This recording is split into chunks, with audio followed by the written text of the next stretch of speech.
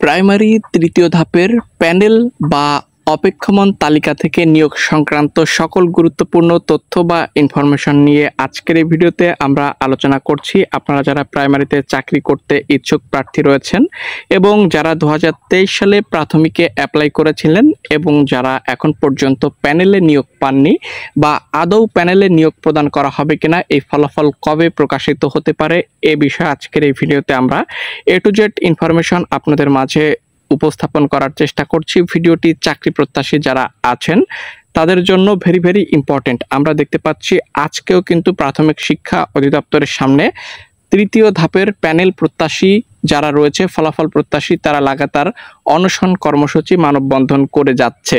তার সর্বশেষ খবর জানতে আজকের এই ভিডিওটি প্রথম থেকে শেষ পর্যন্ত দেখবেন।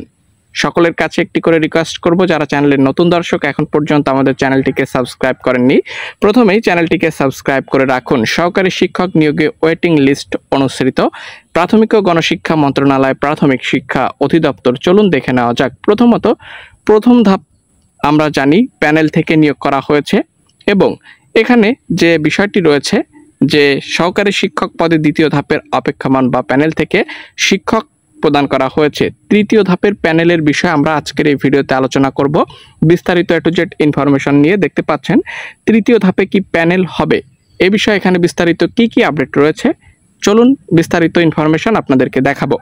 হ্যাঁ, অবশ্যই তৃতীয় ধাপের প্যানেল নিয়োগ হবে। কেউ বলছে তৃতীয় ধাপে সবাই জয়েন করবে, তবে এমনটা কিন্তু হবে না। কারণ মেধাবীদের জয় হয় নাই যে তারা জয়েন করবে না, করলেও 2 থেকে 3 মাস পরে রিজাইন দিবে। যাদের জীবনের একমাত্র চাকরি, তাই তৃতীয় ধাপে প্যানেল থেকে সর্বোচ্চ 200 জনের মতো নিয়োগ পেতে পারে বলে কেউ ধারণা করছে। তবে আমরা ইনফরমেশন অনুযায়ী যতটুকু জানতে পেরেছি যে তৃতীয় ধাপেও কিন্তু এখানে অসংখ্য শূন্য পদে নিয়োগ দেওয়া হবে এবং এই ফলাফল আপনারা আগামী 1 মাসের ভিতর পেতে পারেন। আজকেও কিন্তু আন্দোলন চলছে তৃতীয় ধাপের প্যানেল থেকে নিয়োগ করার জন্য বা দ্রুত গতিতে ফলাফল প্রকাশের জন্য। জেলা কোটায় প্রার্থী না থাকলে করণীয় কি এবং ওয়েটিং লিস্ট, এখানে এ সংক্রান্ত সকল ইনফরমেশন রয়েছে।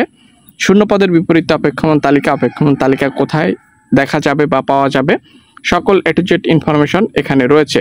তো আজকের আপডেট অনুযায়ী আমরা যেটি আপনাদেরকে জানানোর জন্য মূলত ভিডিওটি তৈরি করছি সেটি হলো তৃতীয় ধাপের অপেক্ষমান তালিকা অথবা প্যানেল থেকে অবশ্যই শিক্ষক নিয়োগ করা হবে বা এই ফলাফলও কিন্তু অতি দ্রুত আসবে। আপনারা যেমন আন্দোলন করছেন, মানববন্ধন করছেন, এটি চালিয়ে যাবেন যতদিন পর্যন্ত না আপনাদের এই কাঙ্ক্ষিত ফলাফলটি প্রদান করা হয়।